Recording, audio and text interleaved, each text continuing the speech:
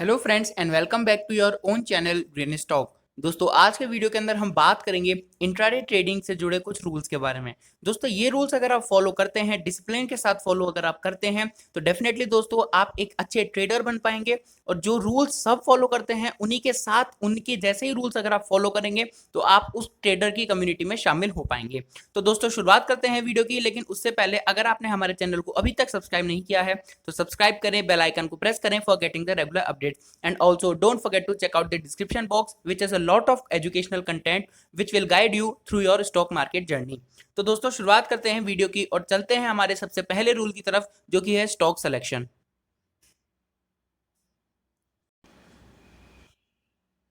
तो दोस्तों सबसे पहले रूल स्टॉक सिलेक्शन को समझने से पहले हम ये जानते हैं कि इंट्राडे ट्रेडिंग क्या होती है।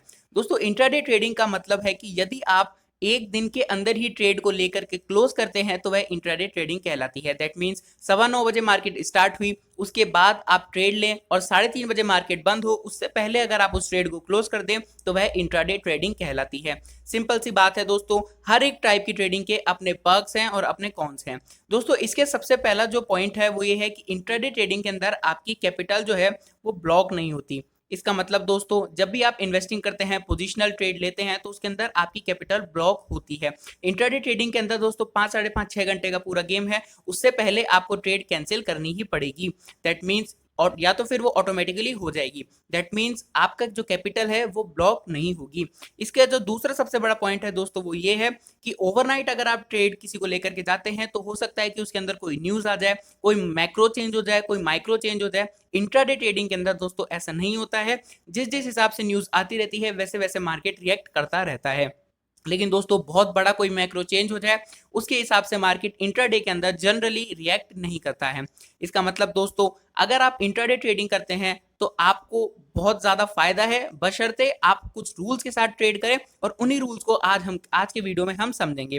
तो फर्स्ट पॉइंट दोस्तों, आपकी कैपिटल ब्लॉक नहीं होती है इंट्राडे में। और दूसरा, ओवरनाइट जब आप कैरी करते हैं तो हो सकता है कोई न्यूज आ जाए, कोई बड़ा इंपैक्ट आ जाए, उससे भी आप इंट्राडे ट्रेडिंग के अंदर बच सकते हैं। तो दोस्तों चलते हैं पहले पॉइंट की तरफ, ब्लू चिप स्टॉक्स। दोस्तों स्टॉक सिलेक्शन प्रोसेस जो है वो बहुत ही अच्छा आपका होना चाहिए। बहुत ही शानदार स्टॉक्स आपको सेलेक्ट करने हैं फॉर डूइंग इंट्राडे, क्योंकि दोस्तों इंट्राडे जो है बहुत ही फास्ट गेम है, बहुत ही क्विक रिफ्लेक्सेस आपके चाहिए जैसा कि मैंने आपको कहा। इसलिए दोस्तों अगर आप ब्लू चिप स्टॉक सेलेक्ट करते हैं तो वह बेस्ट रहेगा इंट्राडे ट्रेडिंग के लिए। क्योंकि दोस्तों स्टॉक सिलेक्शन जो है अगर वो आपका सही है तो 80% काम आपका इंट्राडे में ऑटोमेटिकली हो चुका है।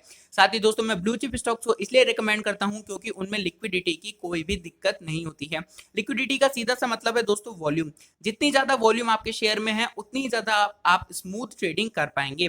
दोस्तों अगर मैं आपको इसका एक एग्जांपल दूं कि मान लीजिए आपको किसी स्टॉक को 100 रुपीज पर बाय करना है, लेकिन 100 रुपीज पर अगर कोई सेलर ही नहीं है तो आप वहां पर बाय कैसे करेंगे। और मान लीजिए दोस्तों वहां पर आपने बाय कर दिया और वो स्टॉक 105 चला गया, आपके प्रॉफिट टारगेट्स आ गए, अब आप उसको वहां पर सेल करना चाहते हैं लेकिन इस पॉइंट पर कोई बायर ही नहीं है। तो इसलिए दोस्तों लिक्विडिटी होना बहुत ही ज्यादा जरूरी है, इससे आपकी जो ट्रेडिंग है वो स्मूथ ट्रेडिंग चलती है।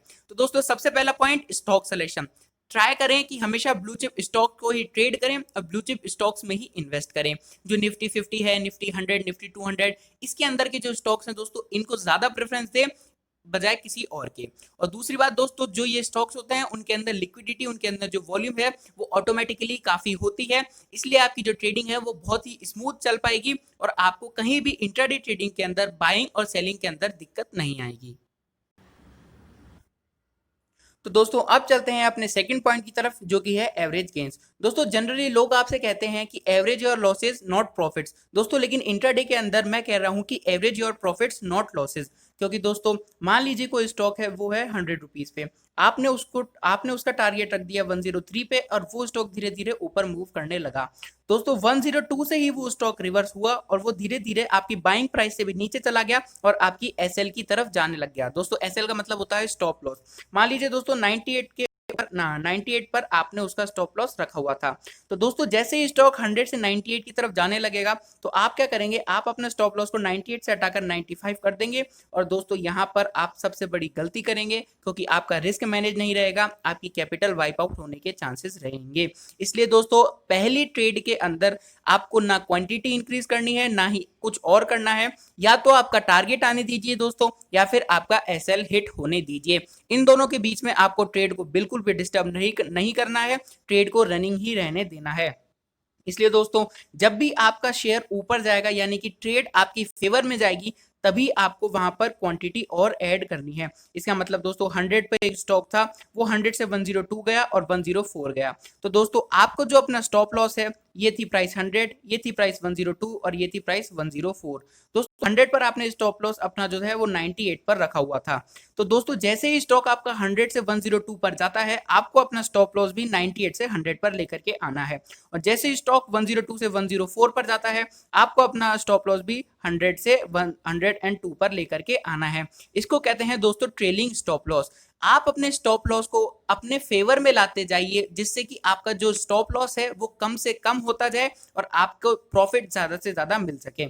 इसका मतलब दोस्तों 100 से जैसे ही आप 102 पर जो अपना स्टॉप लॉस रखते हैं, तो 2 रुपए का मुनाफा तो आपको होना ही होना है। इसलिए दोस्तों जैसे ही आप 102 से 104 पर अपना स्टॉप लॉस रख देते हैं, तो आपको 4 रुपए का मुनाफा तो होगा ही होगा। इसे कहते हैं दोस्तों ट्रेलिंग स्टॉप लॉस। अपने स्टॉप लॉस को दोस्तों इस हिसाब से चेंज करना कि जिससे कम से कम लॉस हो, उसे कहते हैं ट्रेलिंग स्टॉप लॉस। दोस्तों इंट्राडे के अंदर जैसे ही ट्रेड जो है वो आपकी फेवर में जाए, आपको अपने स्टॉप लॉस को ट्रेल करना है।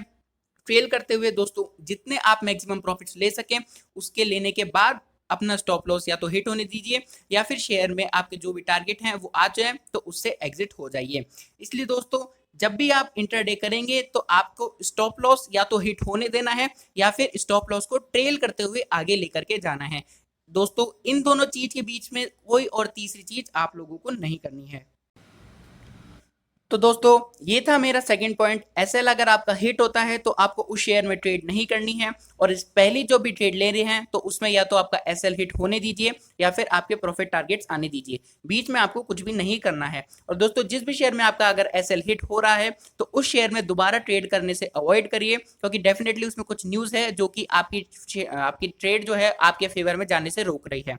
दूसरा पॉइंट दोस्तों trailing stop loss. Stop loss को बढ़ाते हुए जब भी आपकी ट्रेड जो है वो आपके फेवर में जा रही है, तो आपके अपने स्टॉप लॉस को इस तरह से प्लेस करते जाइए जिससे आपका जो लॉस है वो कम से कम हो सके और आपके जो प्रॉफिट टारगेट्स हैं वो ज्यादा से ज्यादा मिल सके। तीसरा दोस्तों लॉसेज, आपका जो स्टॉप लॉस है वो फिक्स होना चाहिए। 97 पर अगर आपका स्टॉप लॉस था, 100 रुपीज आपकी बाइंग प्राइस थी, तो 97 से दोस्तों 95 आपको नहीं करना है, खास करके दिन की पहली ट्रेड में। क्योंकि दोस्तों अगर आप दिन की पहली ट्रेड में ऐसे करते हैं, तो काफी ज्यादा चांसेस है कि आप दिन भर उसी ट्रेड में लगे रहेंगे, और उसी ट्रेड को 97 से जब वो स्टॉक 94 आएगा, तो आप अपना स्टॉप लॉस 90 पर कर देंगे।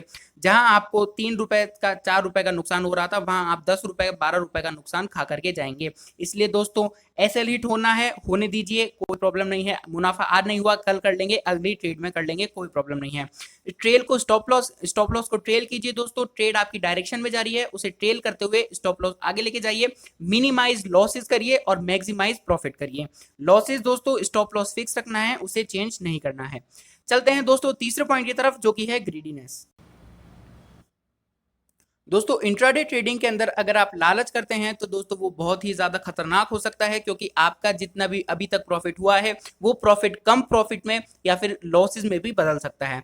दोस्तों टारगेट अचीव्ड एग्जिट सिस्टम तीसरे पॉइंट सबसे इंपॉर्टेंट पॉइंट है, क्योंकि दोस्तों यही पॉइंट है जो आपको अपना पैसा अपने पास रखने पर मजबूर करता है। इसका मतलब दोस्तों अगर आप लालच करेंगे ज्यादा पैसों का, तो आपके कमाए हुए पैसे भी आप मार्केट को वापस दे करके चले जाएंगे। लेकिन दोस्तों अगर आप लालच करते हैं सिंपल पैसों का और ज्यादा पैसे कमाने का नहीं, तो जो आपका टारगेट आ चुका है, जो आपके प्रॉफिट हो चुके हैं, उस पैसे को आप लेंगे, टारगेट आपके अचीव हो चुके हैं, आप अपना सिस्टम को एग्जिट करेंगे और अपना बाकी का दिन एंजॉय करेंगे, ग्रीन स्टॉक्स की एजुकेशनल वीडियो देखेंगे। इसका मतलब दोस्तों आपका टारगेट जैसे ही अचीव हो, आपको सिस्टम को एग्जिट कर देना है। इसका मतलब दोस्तों या तो आपका एसएल हिट होने दीजिए, या फिर आपके टारगेट हिट होने दीजिए। इन दोनों के बीच में आपको कुछ नहीं करना है, और इन दोनों में से जो भी हिट होता है उसके बाद आपको सिस्टम को एग्जिट कर देना है। इसका मतलब दोस्तों आपके टारगेट था 100 रुपीज और आपने स्टॉक बाय किया है 95 पे। जैसे ही दोस्तों 100 रुपीज टारगेट आता है, आपको सिस्टम को एग्जिट करना है, कंप्यूटर क्लोज कर देना है। क्योंकि दोस्तों अगर आप ज्यादा लालच के चक्कर में बैठेंगे कि 100 रुपीज अभी तो मोमेंटम है, अभी तो काफी अच्छा शेयर चल रहा है, 100 रुपीज से हो सकता है ये 102 तक भी चला जाए, तो दोस्तों आप हो सकता है कि 102 क्या वो धीरे धीरे वापस कंसोलिडेट करता हुआ 93 95 मतलब उससे भी नीचे चला जाए। और दोस्तों यहीं पर आपका जो लालच है वो आपको लॉसेस देगा, ना कि प्रॉफिट। वहीं दोस्तों अगर आप लालच करते सिंपल आपके कमाए हुए पैसों का, इसका मतलब आपने जो उसमें 5 रुपए कमा चुके हैं, अगर आप उन पैसों का लालच करते तो आप अपने कंप्यूटर की स्क्रीन बंद करेंगे और घर पर चले जाएंगे। और दोस्तों वहीं अगर आप उस 5 रुपए से 7 रुपए दैट इज 2 रुपए भी एक्स्ट्रा कमाने की कोशिश करते हैं, तो ज्यादा चांसेस हैं कि आपका कमाए हुए 5 रुपए भी आप वापस दे करके चले जाएंगे। इसलिए दोस्तों जैसे ही आपका टारगेट अचीव हो, exit the system, enjoy your day. अब दोस्तों चलते हैं अपने फोर्थ पॉइंट की तरफ, जो कि है रिस्क मैनेजमेंट।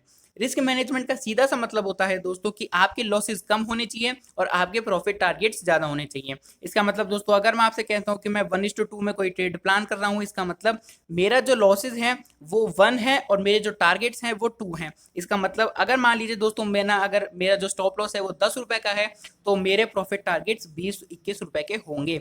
रिस्क में आपका लॉस जो है वो कम होना चाहिए और आपके जो प्रॉफिट हैं वो ज्यादा होने चाहिए। इसे कहते हैं दोस्तों रिस्क मैनेजमेंट। और इसके अंदर जो सबसे इंपॉर्टेंट पॉइंट है वो है दोस्तों एक्सेप्टेबल लॉस। जब भी आप इंट्राडे ट्रेडिंग करें और उसके अंदर अगर आपको लॉस होता है, तो वो लॉस आपके द्वारा एक्सेप्टेबल होना ही चाहिए। इसका मतलब दोस्तों मान लीजिए आपके अकाउंट में 1000 रुपीज है और अगर आप एक ही दिन में 700-800 रुपीज का लॉस कर देते हैं, तो उससे कोई भी मतलब नहीं है। दोस्तों ऐसे इंट्राडे ट्रेडिंग नहीं होती है। आपको जब भी ट्रेड प्लान करनी है, तो उसके अंदर आपको लॉसेस कम होने चाहिए और वो लॉसेस आपके द्वारा एक्सेप्टेबल होने चाहिए। आपके जो कैपिटल आपके अकाउंट में पड़ी है उससे मैच होने चाहिए, उसको सूट करने चाहिए। अदरवाइज दोस्तों आप बहुत ही जल्दी अपना सारा कैपिटल वाइप आउट कर देंगे और बाकी की ट्रेडिंग के लिए आपके पास पैसे ही नहीं बचेंगे। और दोस्तों ऐसे केसेस में आप सेकंड पे जाएंगे, जो कि है मार्जिन यूजेज। दोस्तों आपका जो ब्रोकर है वो आपको 10 times 12 times easily margin they देता है, लेकिन इसका ये बिल्कुल भी मतलब नहीं है कि आपके लॉसेस के अंदर वो आपका पार्टनर बनेगा।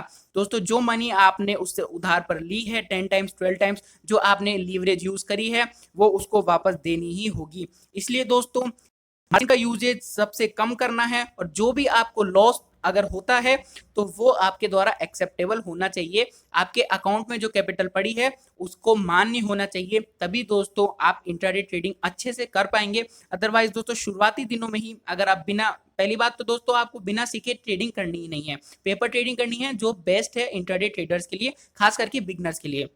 उसके बाद दोस्तों आपको लाइव मार्केट में ट्रेड करनी है। और दोस्तों फिर भी अगर आप ट्रेडिंग कर रहे हैं तो आपके द्वारा जो लॉस है वो एक्सेप्टेबल होना चाहिए। ये नहीं दोस्तों कि 1000 रुपए आपके अकाउंट में है और पहले ही दिन आपने 200 रुपए का लॉस कर दिया। इस स्पीड पे दोस्तों आप सिर्फ 5 दिन ही ट्रेडिंग कर पाएंगे। अदरवाइज दोस्तों अगर आप रिस्क मैनेज करके चलते हैं, 1:2 में चलते हैं, या बहुत ही कम लॉसेस के साथ बहुत ज्यादा प्रॉफिट्स की आशा नहीं रखते हैं, तो आप अच्छे अच्छे ट्रेडर बन पाएंगे और मार्जिन यूजेस दोस्तों आपको बहुत कम से कम करना ही है। तो दोस्तों ये था हमारा फोर्थ पॉइंट, जिसके अंदर सबसे पहले तो दोस्तों आपको प्लान करना है कि आपका ट्रेड रेशो क्या है। 1:2 या दोस्तों 1:1 भी ठीक है, लेकिन 1:1 मैं इतना सही नहीं मानता हूं, क्योंकि 10 रुपए का अगर आपको लॉस हो रहा है तो 10 रुपए का आपको प्रॉफिट भी होगा ही होगा। लेकिन दोस्तों अगर 10 रुपए का आपको लॉस होता है तो उसके अंदर जो आपका मार्जिन लगा है वो मार्जिन सॉरी जो आपकी ब्रोकरेज लगी है वो काउंट होगी। इसलिए दोस्तों 10 रुपए का स्टॉप लॉस, 10 रुपए का लॉस आपको 11 रुपए का पड़ेगा। और वहीं दोस्तों अगर 10 रुपए का प्रॉफिट हो रहा है तो एक्चुअली में आपको 9 रुपए का पड़ेगा, क्योंकि 1 रुपए की ब्रोकरेज यहाँ पर भी लगी है। इसलिए दोस्तों 1:1 आप कम प्लान करने की कोशिश कीजिए, 1:2, 2:5 इस तरह से दोस्तों अगर आप प्लान करते हैं तो वो ज्यादा बेटर रहेगा। साथ ही दोस्तों मार्जिन का यूजेज आपको नहीं करना है और हो सके तो जो भी आपके अकाउंट में है सिर्फ उससे ही ट्रेड कीजिए। कम ट्रेड कीजिए, लेकिन दोस्तों अच्छा ट्रेड कीजिए, इससे आप लंबे समय तक ट्रेड कर पाएंगे। तो दोस्तों this is my 4 point risk management.